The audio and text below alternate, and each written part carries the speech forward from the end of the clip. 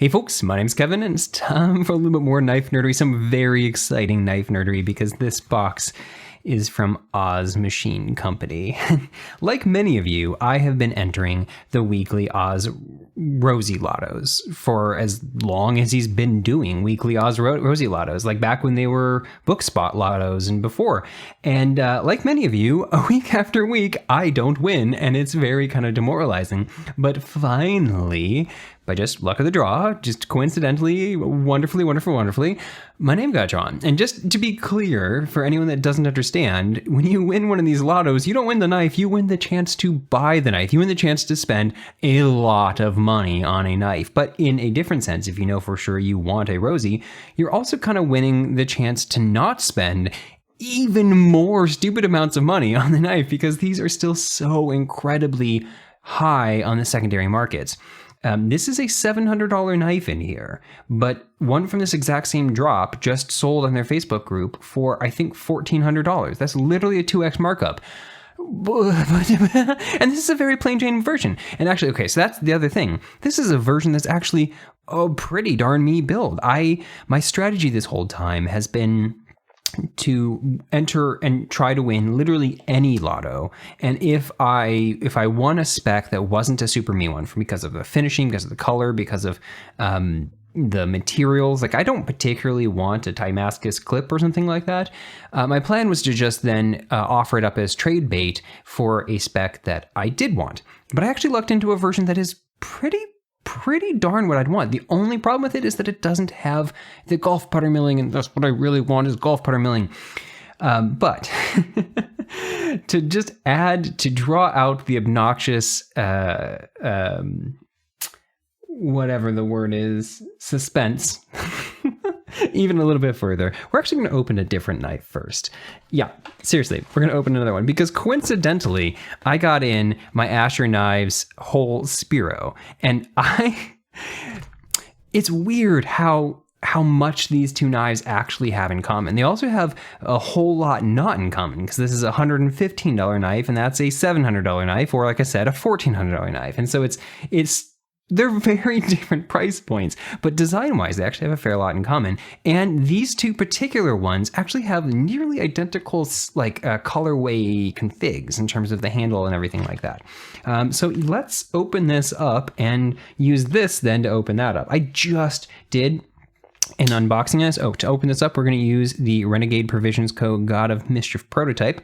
I just did an unboxing on this, so I'm not going to spend a huge amount of time on it. It was literally like a week and a half ago. And so this is fantastic, by the way. Yeah, I'm sure that will go up before this. And so I mostly want just to get this open and to be able to have these two side by side, because I think that'll just be fun. Because look at this thing. Yeah.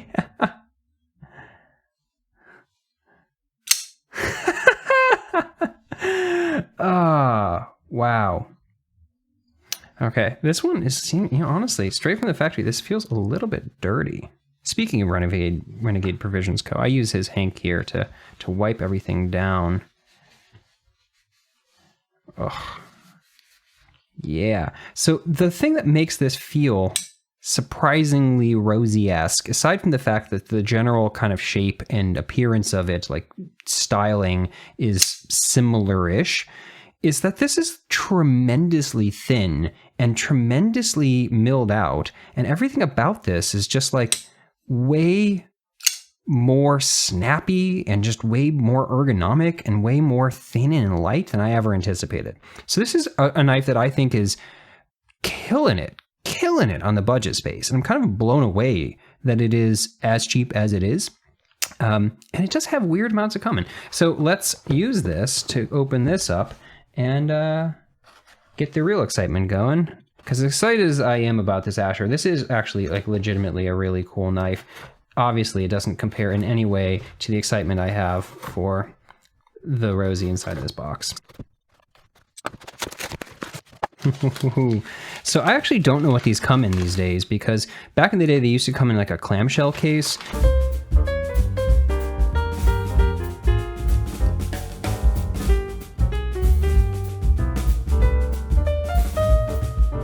Look at it, look at it, look at it. Okay, so this is the new box. Even that is surprisingly similar.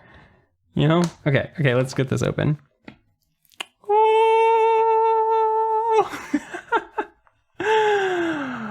Okay, so we have the knife itself, and honestly, this sticker is my perfect build. This sticker with the golf putter milling and everything is just kind of plain user. That is my like ideal perfect build. This particular one is from 5.6.22, and we've got 62 HRC Magna Cut. This is the new version. It's in a, can I pull this out in a way that's smooth? I don't know what that's all about. Smooth scale, something, all titanium construction, number 692. Oh, okay. Come on. Oh. I'm telling you, it's so these both have a bead blast finish, but the bead blast finish is different. This is one of the things that I didn't know how I was going to feel about is the finish on this, because this is bead blast. And the funny thing is like the one that happened just the week before this, or maybe 2 weeks, but the last slaughter right before this was nearly this exact same config, but in a Zerk blast, and that probably be even more me. Oh, but this is beautiful. Yeah, that's actually a very nice finish, and definitely very distinct from the finish over here. This is what more like what I'd expect from a bead blast. This is a little bit darker, maybe. I don't know what kind of medium. He says it's a bead blast, but is it a glass bead blast? Okay, time to flick it.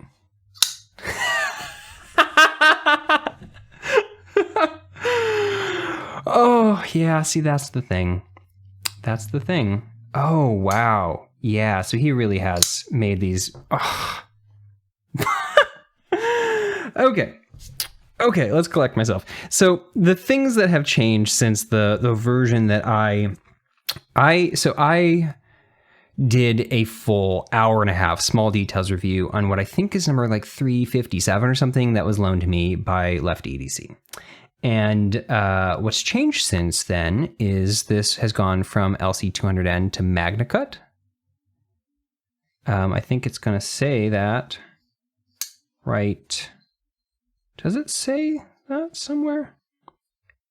Does it say the blade steel anywhere on it? I swear I thought he had an MC somewhere. Oh, right there we are. Yeah, so that's from Magna Cut. And then the other thing that changed is, an additional 0 got added right there.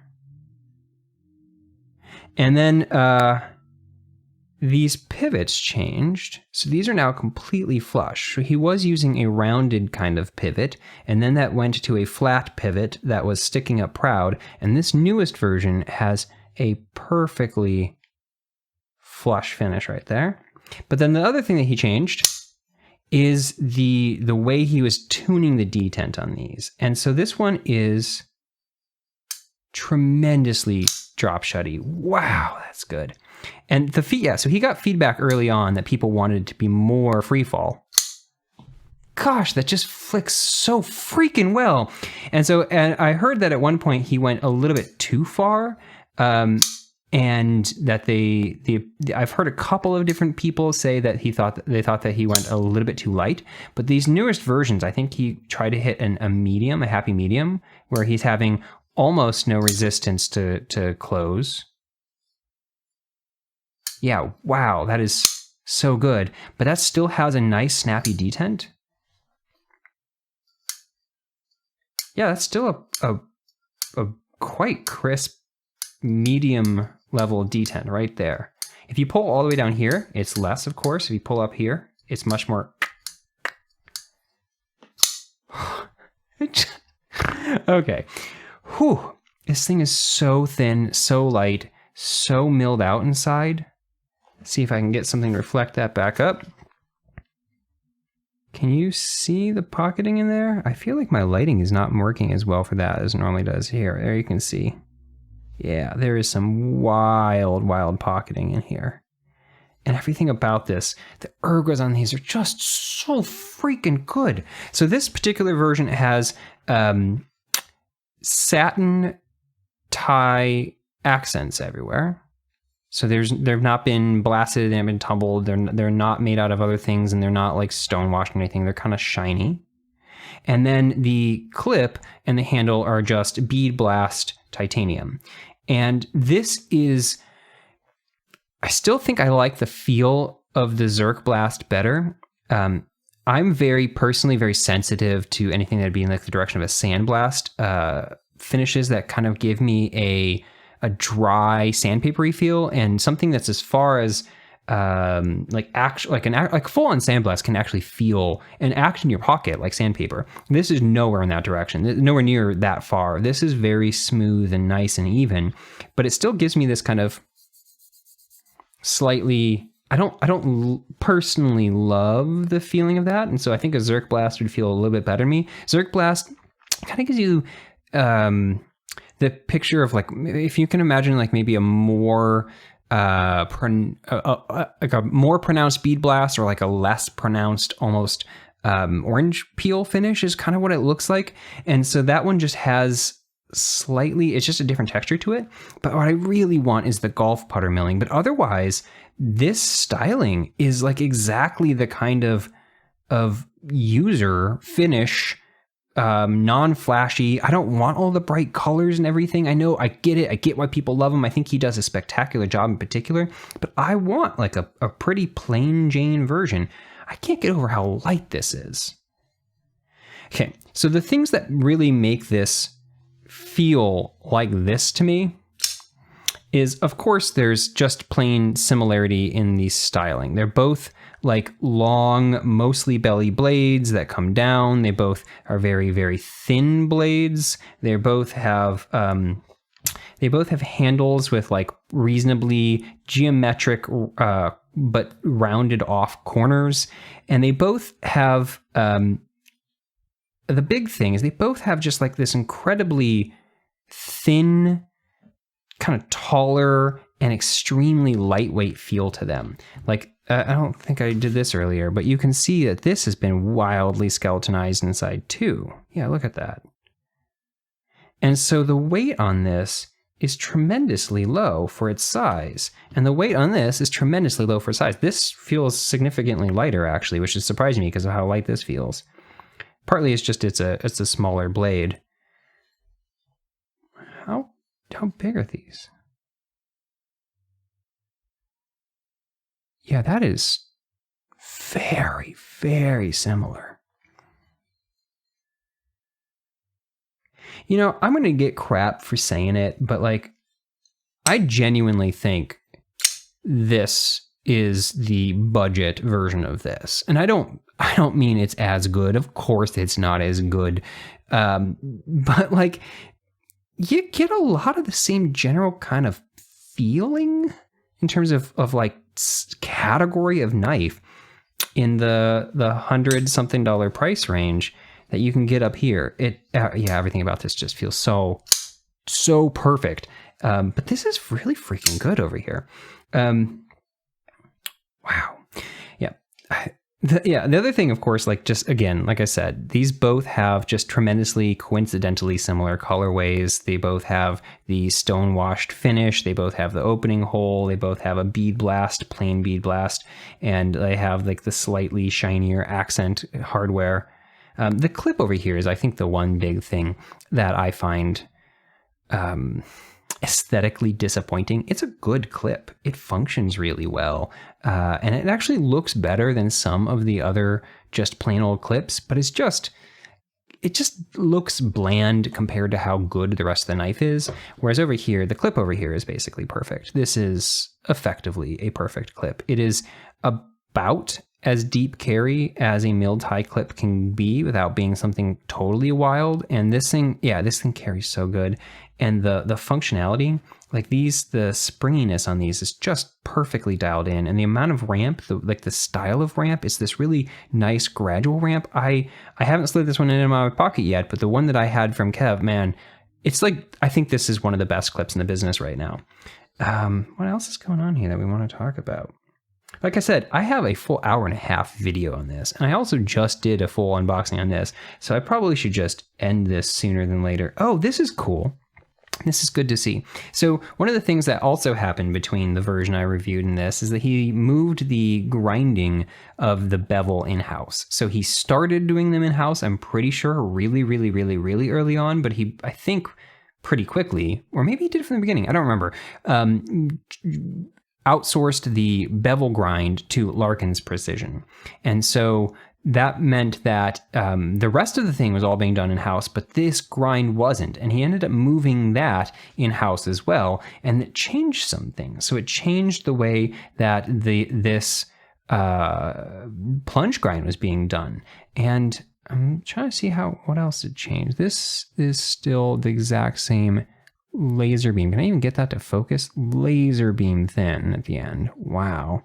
But what was neat, what's neat to see is that this has actually gotten better again. So one of the things that changed when he moved this in-house is that this plunge grind wasn't quite aggressive enough. And so if you compare the version I had in my small details review to the versions when he first moved it back in-house, the plunge was coming too far down and not really giving you sharpening space. But you can see in this version, it ends right there. And so you have this entire distance right here for sharpening. And so it's really nice to me to be able to see that happen, that got improved again. If I were doing this knife, I would tilt the angle of this slightly. And the thing about, one of the things I said in my small details review that makes the Rosie so well designed is that this choil being part of the handle here and having the blade full thickness down here makes it one of the most comfortable choils, period. It feels so good because there's no thin, sharp part of the blade you're pushing into, no matter how you're pushing on it. And the thing is I think he could probably get away with tilting this back just slightly so that the full thickness ends where, like right about here where the scale is. Like right now you can see that it extends out to here. And I think if I'm being realistic about how I'd hold this, I mean, I like the fact that it's not at any point a thin spot of blade right there, but well, maybe it's just because of the size of my fingers. You know, I have medium-sized glove hands and I don't have like particularly wide fingers. And so I would probably be happier having just a little bit more sharpening choil and a little bit less full thickness of the blade right there. But some people with bigger fingers might disagree because they might end up pushing it. Actually, this is a good opportunity to pull out the other thing that people have considered a kind of a budget Rosie, and that would be the Quiet Carry Drift. Yeah, especially when this knife had the nearly the same shape oval, like semicircular cutout right there. People drew a lot of comparisons between these knives because this too is another tremendously thin, slim, lightweight, heavily milled out, thin blade, slicey, tall, flat grind knife with a finger choil. And this is actually a really good demonstration of exactly what I'm talking about here. I was saying how you have the full thickness of the blade to press on, so there's no part of this that is thinner. And as much as I love this knife, one of the downsides to it, well, first of all, it has very, very thin blade stock. But one of the downsides to it is that the plunge grind ends so far back that you have this entire spot right here that is thin.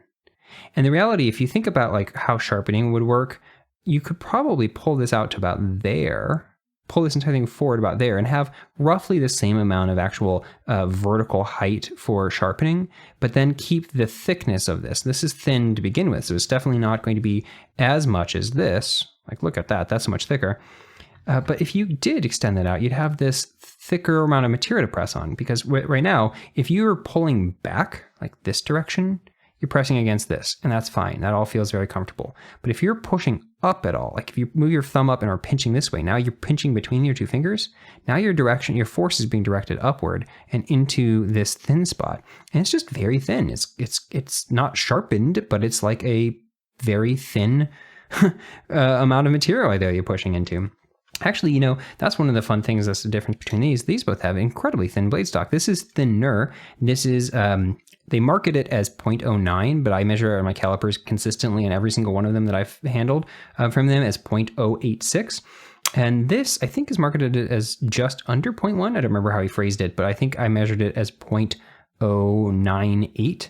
And so these both have very, very thin slicey blades. And this is the kind of thing where the full stock is significantly thicker. I forget what this is. I think it's 0.01375, something like that. No, 0.1375.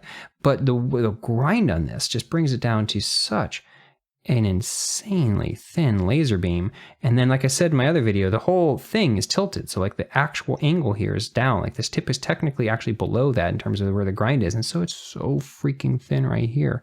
And so even though the stock starts as thick as it does, this knife gets every bit as thin and slicey out the end, if not even significantly more so than either of these knives that have much thinner blade stock. Okay. Yeah, I think this is a fun lineup. I think we've got a fun weird sandwich where we've got I'm putting them this way because I think thematically or stylistically, this is the flow that makes the most sense. But price-wise, we've got like 115, we've got 300, and we've got 700. And I love all three of these enough that I am extremely happy to have all three of them in my collection. But yeah, I think if you want something that feels like this and you only have about $100 to spend, this is a fantastic option. And if you only have about $300 to spend, this is a spectacular option. And if you have the 700 or whatever it takes to spend, this is just by far the best option, period. That might be where I end this because I just kind of want to, it's unreal. Oh my gosh. I think I just want to play with this for a while, and that's not going to be like the most exciting footage. So I probably should just, wait, no, the last thing I want to show in case you just genuinely don't know anything about Rosie's is that that's my degree to close. Go watch my 1.5-hour video where I explain the insanity, and not in a bad way, the amazing, brilliant insanity of these two detent balls and this tiny little nub right there, and how they're able to have a distance to a detent ball engagement of that. You know, honestly, that feels like it's even lower than it was before. I wonder if I measured that, because before it used to be 1.5, and this feels like that's like literally half to 1 degree. Oh, I love it. I love it. I love it. I love it. I love it. I love it. I love it. I love it. I do still want it to be golf putter. We'll see. Oof. I'm so glad I finally won one of these. Okay. Thank you guys for watching. I'll see you next time. Unless I'm just too busy playing with this to keep filming videos. Okay. Bye.